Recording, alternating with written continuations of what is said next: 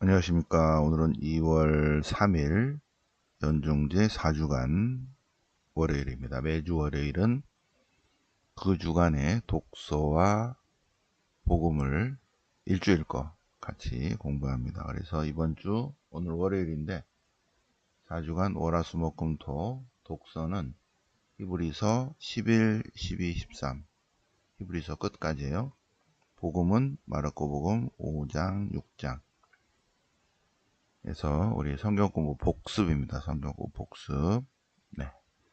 자, 그러면 히브리서를 볼까요? 히브리서 주에 어제도 했죠, 그죠? 어제도. 네. 네, 다른 방향으로 같이 한번 공부를 해보겠습니다. 히브리서 주에. 자, 히브리서 주에 구조를 보면 구조. 네. 당신의 아들을 통해서 말씀하시는 하느님. 하느님이 아들을 통해서 말씀하신다. 네. 그리고 그 하나님이 아들을 통해서 말씀하시는데 그 하나님의 아들은 천사들보다 위대하시다. 인간의 형제인 그리스도. 그런데 그 그리스도는 대제관이시다. 대제관이신 그리스도. 대제관이신 예수님께 대한 확신을 가져야 된다. 그리고 그리스도 사제지기 이해에 대해서 설명하고 있죠. 그리고 그리스도의 사제직은 멜키 차독의 본을 따른 대제관이시다. 멜키 차독의 본을 따른 대제관이신 예수님.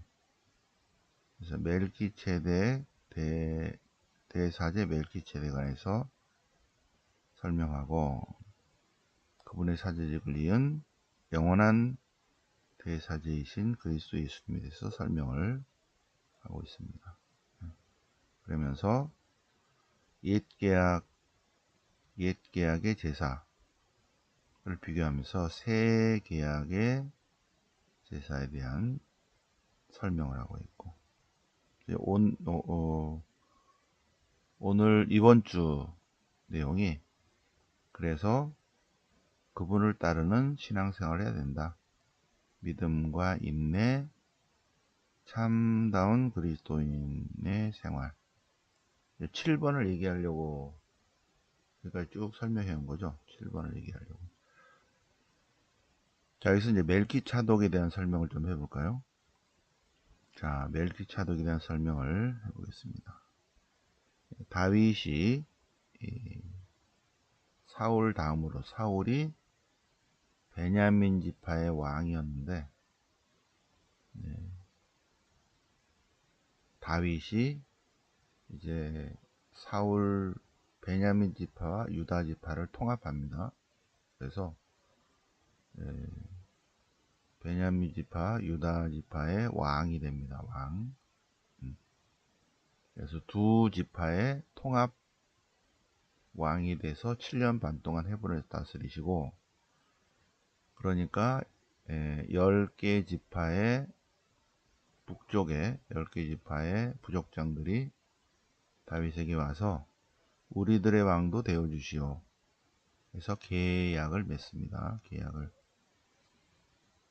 그래서 다윗은 왕이 된 지 7년 반 정도 지나서 왕관을 하나 더 써요. 원래 처음에 베냐민 지파와 유다 지파의 통합에서 유다 왕이 됐고, 그 다음에 북이스라엘의 왕이 됩니다. 그래서 왕관을 두 개를 쓴 다음에 수도를 정하게 되죠. 그때가 아마 1003년쯤 될 것 같아요. 마이너스 1003년, 1002년 뭐 이때. 그래서 예루살렘을 수도로 정하고 예루살렘 성을 점령을 합니다. 그런데 그 예루살렘 성 안에는 수백 년 동안 누가 살고 있냐면 차독 가문이 살고 있었어요. 차독 가문이 부족장입니다. 차독이 왕이면서 대사제였어요. 예루살렘 성은 굉장히 견고하죠. 그리고 해발 800고지 정도 있어가지고 다른 군대가 점령하기 쉽지 않은 그러한 성이었습니다. 근데 다윗 군대가 워낙 강하니까 포위 작전을 써서 물류를 다 끊어버리니까 물자가 들어가고 나가고 못하니까 항복하는 거죠. 그래서 차독 가문이 항복을 했는데 성경에 의하면 헤렘법을 적용하지 않은 걸로 봐서 성경에 그렇게 안 써 있거든요. 그래서 아마도 계약을 맺었을 것이다. 북왕국의 10개 지파와 계약을 맺듯이 차독 가문하고도 계약을 맺었을 것이다. 그리고 그 이후의 역사가 쭉 그래요. 그래서 보니까 다윗 솔로몬 시대 이후에 보니까 계속 대사제가 차독 가문입니다. 다윗 시대의 대사제가 에브 야타르와 차독 두 사람이 번갈아 가면서 제사를 지냈는데, 그런데 여기 960년에 성전을 짓잖아요. 성전을 짓기 전에 솔로몬이 왕권을 잡을 때 에브 야타르를 귀양 보냅니다. 아나토스로. 그리고 차독을 대사제직을 임명을 합니다.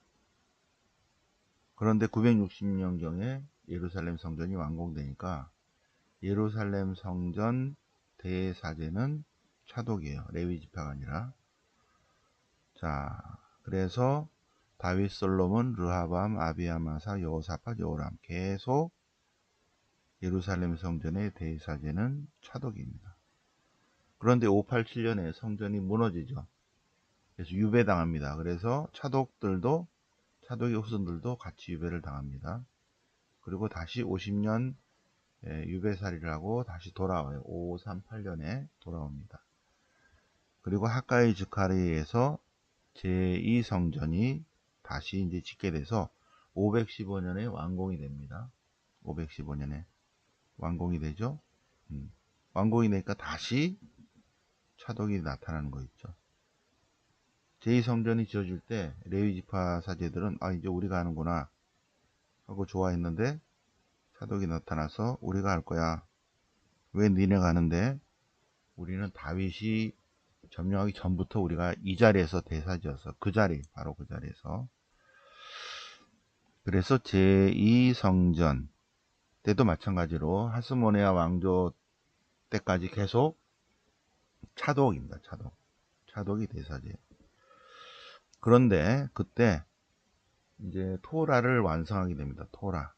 토라를 완성하게 될 때 차독 가문들이 우리도 좀 거기다 좀 껴주라. 우리가 남이가 비록 12지파랑 전혀 상관없다가 됐는데 우리가 쭉 대사직을 행하지 않았는가.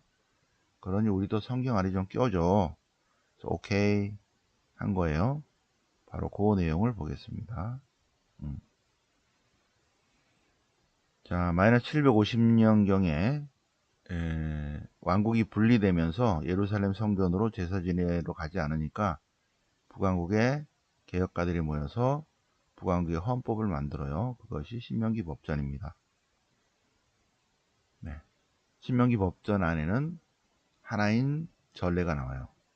그래서 예루살렘 성전에 가서 제사를 지낸다. 이런 내용이 12장에 나오죠. 신명기 12장에. 네, 그래서 이 신명기 법전에 의해서 신명기 역사서가 편집됩니다. 130년 후에. 그죠? 자, 그리고 바빌론 유배를 갔다가 와요. 갔다 온 다음에 페르시아 페르시아 제국에서 니네들 자치율법을 갖고 오라 그러니까 조금만 더 하면 됩니다. 해서 요거 세 개를 앞에다 붙입니다. 탈출기, 레기, 민수기를 붙이고 신명기를 보충해요. 그래서 8개가 되죠. 8개. 8개가 되는데 요때 차독 집안이 같이 유배를 갔다가 오죠. 그죠? 같이 갔다가 오면서 아마도 차독에 있는 사제들도 이 문헌 작업에 아마 들어갔을 거예요. 예, 사제계 문헌들이 이제 이후부터 여기 사제계 문헌들이 있는 걸 보면 이때 레위 지파 사제와 차독의 후손들도 들어가서 성경 작업을 하게 됩니다. 그래서 신명기 역사서 앞에 탈출기레기 민수기를 붙여서 하다가 하나 보충 설명을 해야 되겠다. 자, 여기 보세요. 네, 여기 표시를 해야지.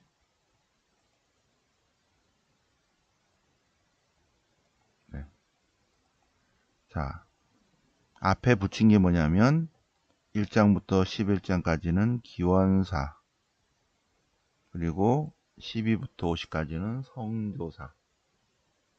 성조사를 할 때 아브라함의 하느님, 이삭의 하느님, 야곱의 하느님, 요셉의 하느님이 들어가는 거예요.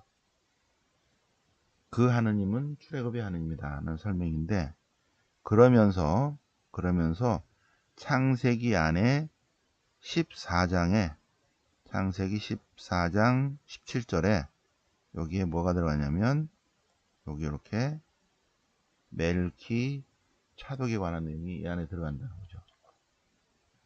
그죠? 창세기 작업을 할 때 성조사를 하면서 이 이스라엘의 원조는 아브라함인데 차독의 원조는 멜키 차독이야. 그래서 두 사람이 좀 만나게 좀 해주세요. 그래서 그 이야기를 엮어요.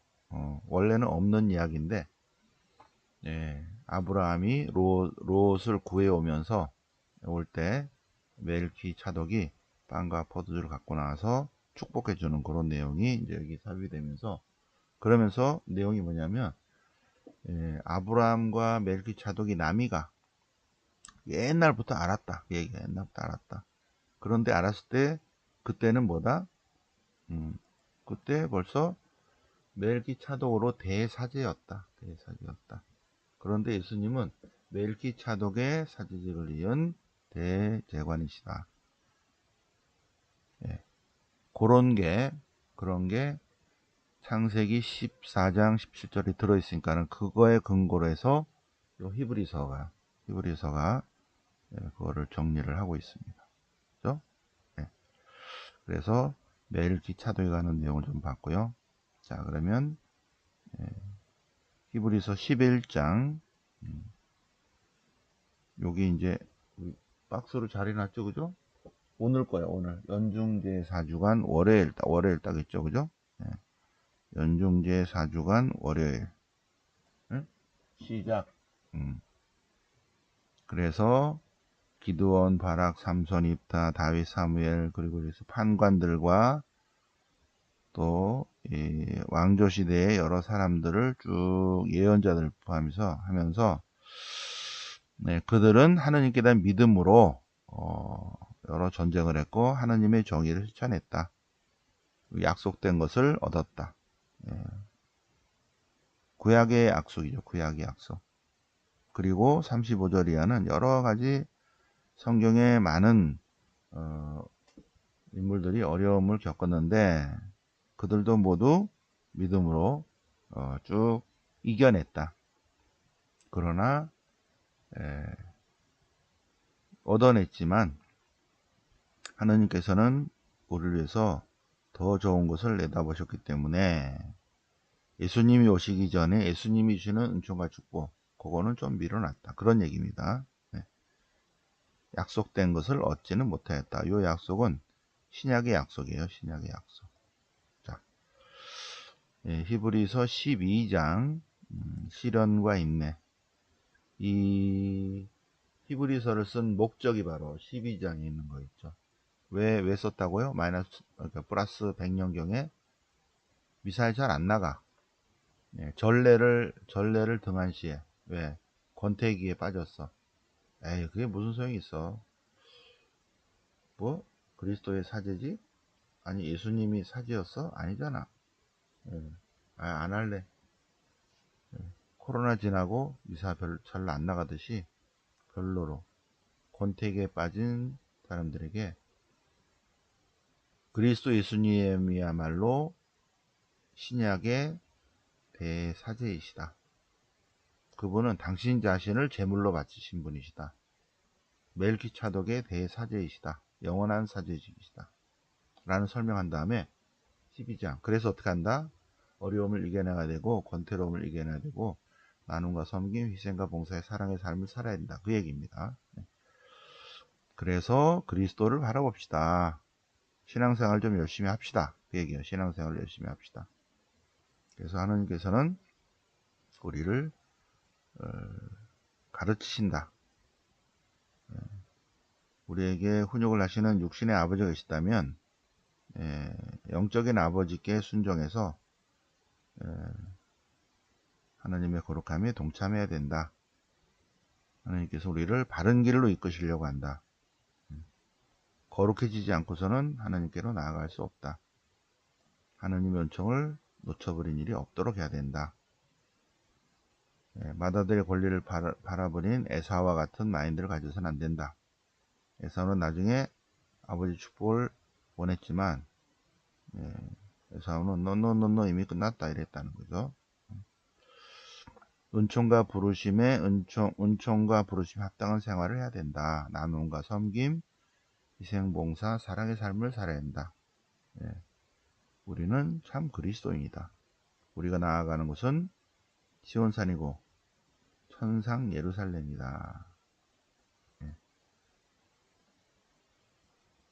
그곳에는 하느님이 계시고 의인들의 영이 있고 새 계약의 중개자이신 예수님이 계시고 아벨의 피보다 더 훌륭한 그분의 피가 있는 곳이다. 그러니 13장 형제 나눔과 섬김, 희생봉사, 사랑의 삶을 실천하십시오. 요게 핵심이에요. 그죠? 손님 접대를 소홀히 해. 손님 접대를 하다가 천사를 접대하기도 한다. 그리고 너무 돈의 욕심에 얽매이지 말고 가난과 겸손의 삶을 살아야 한다. 그리스도 예수님은 어제도 오늘도 영원히 같은 분이십니다. 그렇죠? 이상한 가르침에 끌려가지 마십시오. 그리고 전례에 잘 참석해야 됩니다는 겁니다. 뒤에 하나 더 있구나.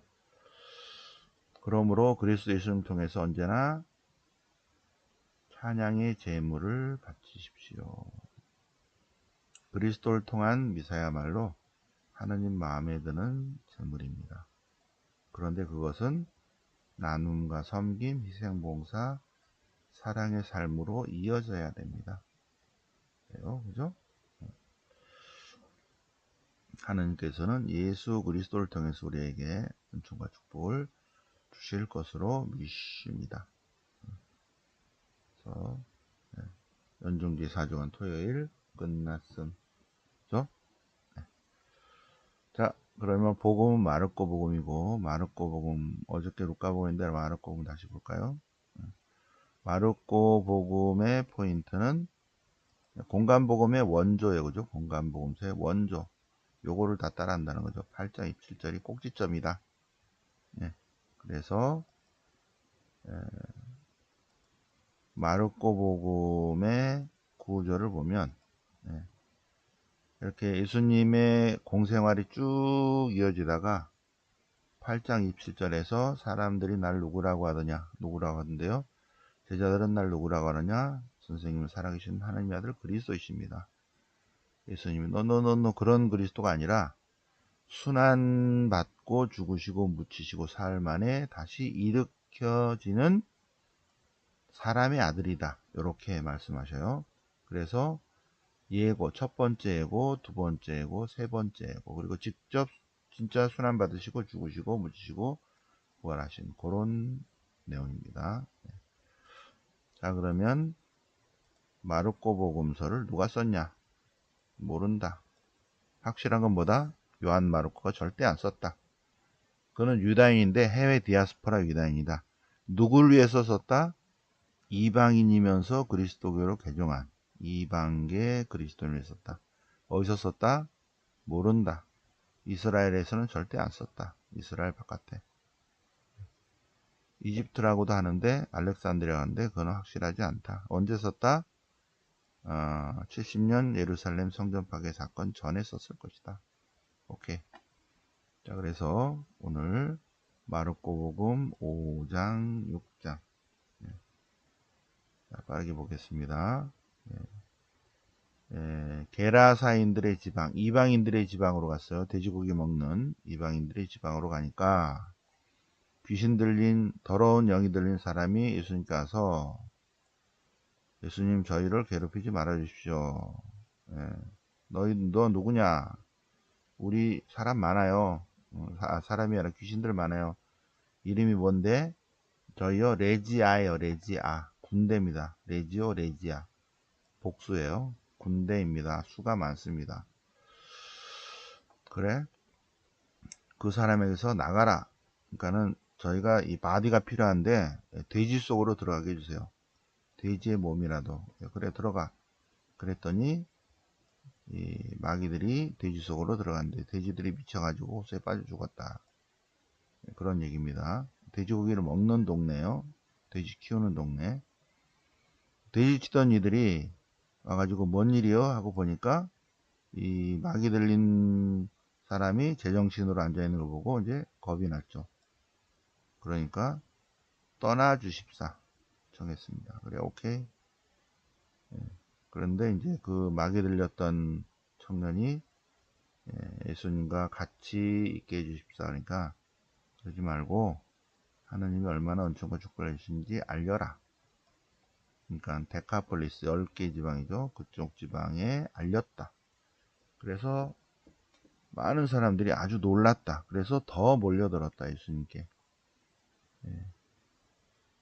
예수님께서 가시니까 야이로라는 회당장이 와서 딸이 죽게 되었는데 가서 대가리 안수만 좀 해주십시오. 그러면 대가리 안수만 하면 그 아이가 다시 살아날 것으로 믿습니다. 그러니까 예수님 오케이 가자. 그런데 가다가 12년 동안 하이라는 여자가 있었는데 예수님의 옷만 나도 옷에 예수님의 뒤로 가서 옷에 손만 대도 낫겠다고 믿었다는 거죠. 근데 옷에 손을 대자 바로 나았다는 거죠. 그런데 예수님께서 누가 내 옷에 손을 댔느냐 하고 말씀하시는 요게 중요한 겁니다. 그래서 아니 사람들이 많은데 다 지금 손대고 있죠. 그런데 누가 손댔어요? 그러니까 그 부인이 접니다. 벌벌을 떨면서 접니다. 제가 옷에 손만 대도 나을 걸로 믿고 손을 댔는데 나았습니다.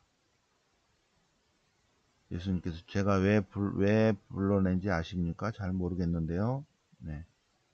그러면서 사람들에게 말합니다. 이분이 12년 동안 고생했는데 병이 다 나았습니다. 라고 사람들에게 다 알려주는 거 있죠. 네. 그러니 이 부인을 병자 취급하지 마세요. 건강한 분입니다. 네. 이렇게 사람들에게 알려주는 거예요. 알려주려고. 그래서 구원받았습니다. 그러다가 이제 가는데 중간에 딸이 죽었다는 거죠. 그래서 베드로와 야고보와 요한을 데리고 가보자. 죽은 것이나 자고 있다. 그러니까 그들이 비웃었어요. 이미 숨 끊어진지 알고 있는데 자고 있다고요? 웃기네. 근데 예수님께서 소녀에게 가서 동네 사람들이 네가 숨 끊어진 거 알고 있어. 근데 좋은 말 할 때 일어나. 달리다 쿰. 좋은 말 할 때 일어나라. 그러니까 소녀가 벌떡 일어났어요. 왜? 대가리 맞기 전에 좋은 말로 하거든. 그러니까 얼른 일어나야지. 좋은 말로 할 때 일어나라. 그러니까 네 그러고 일어났다. 12살이었다. 실화예요. 실화. 제가 전화해 보니까 실화더라고요. 네.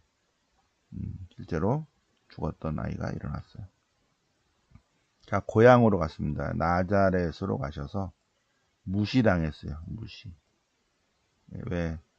회당에서 가르쳤는데 굉장히 지혜로운 말씀하시는데 아니 저 사람이 목수인데 목수의 아들인데 마리아의 아들이고 그의 친척들이 친척이에요.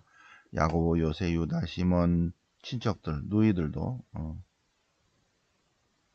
그래서 아니 저런 목수의 아들이 하면서 못마땅하게 여겼다. 무시했다. 무시. 그래서 예수님께서 이 선견, 예, 편견, 고정관념 이런 거 있죠. 예언자는 어디서나 존경받지만 고향, 친척, 집안에서는 편견 때문에 존경받지 못한다. 고정관념이요, 고정관념. 12제자를 파견하시는데 중요한 거 8절. 복음 선포를 할 때는 가벼운 몸가짐, 홀가분한 마음가짐.